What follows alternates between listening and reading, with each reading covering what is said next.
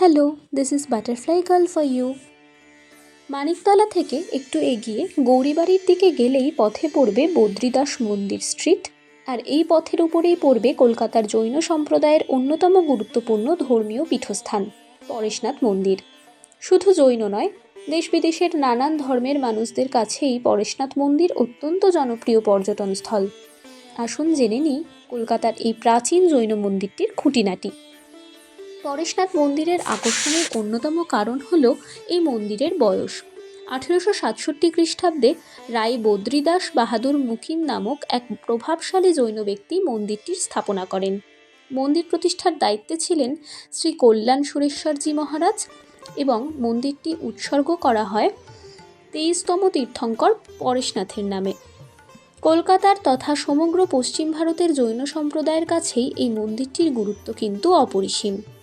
মন্দিরের গর্ভগৃহে ভক্তরা দেখতে পান ভগবান শীতলনাথের হীরক খচিত কপাল মূর্তি। দাদাওয়াদি মন্দিরটি উৎসর্গ করা হয় শেষ জৈন তীর্থঙ্কর মহাবীরের পুণ্য নামে। মন্দিরের গায়ে গায়ে রয়েছে অসংখ্য সূক্ষ্ম কারুকার্যের নিদর্শন, রয়েছে আয়না খচিত স্তম্ভ এবং স্টেইনড গ্লাস বা রঙিন ঘষা কাঁচ দিয়ে সাজানো জানলা।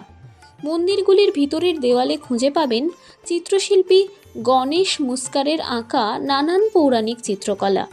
কথিত আছে পরেশনাথ মন্দিরের গর্ভগৃহের ভিতরে আছে একটি ঘিয়ের প্রদীপ, যা একটানা 1867 সাল থেকে জ্বলে আসছে এবং আজ পর্যন্ত কখনো নিভে যায়নি।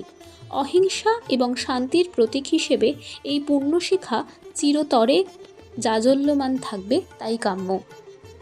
এই মন্দিরে কিন্তু জলাশয়ে অনেক বড় বড় মাছ, কচ্ছপ এবং তার সঙ্গে মন্দির প্রাঙ্গণে উঠতে দেখেছি অসংখ্য পায়রা। এরা সবাই কিন্তু এই অহিংসা এবং পাশাপাশি অভিবাসনেরই নিদর্শন। এই মন্দিরটি খোলে সকাল 6টা থেকে বেলা 12টা পর্যন্ত এবং দুপুর 3টে থেকে সন্ধে 7টা পর্যন্ত। এই সময় দর্শনার্থীদের আনাগোনা কিন্তু লেগেই থাকে। শোভাবাজার মেট্রো স্টেশন থেকে নেমে পরেশনাথ মন্দির বললে অটোতে উঠেই আপনারা নেমে যেতে পারেন মন্দিরের সামনে। এটি হলো দাদাওয়াদির মন্দির। এই মন্দিরের ভিতরে ভিডিওগ্রাফি বা ফটোগ্রাফি অ্যালাউ ছিল না। আমি সেটা জানতাম না বলেই এটুকু আপনাদের সঙ্গে শেয়ার করতে পারছি।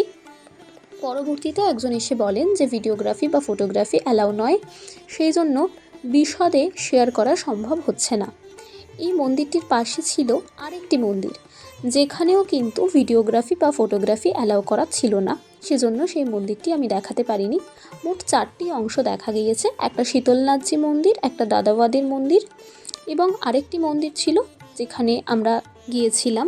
এরপর একদম শেষে ছিল চন্দ্রনাথজি প্রভুর মন্দির, যেটি কিন্তু কলকাতা হেরিটেজের মধ্যে একটি। চাইলে আপনারা ঘুরেই আসতে পারেন এমন সুন্দর একটি মন্দির থেকে। এরকম আরও ভিডিও দেখতে চাইলে চ্যানেলটি সাবস্ক্রাইব করে দেবেন।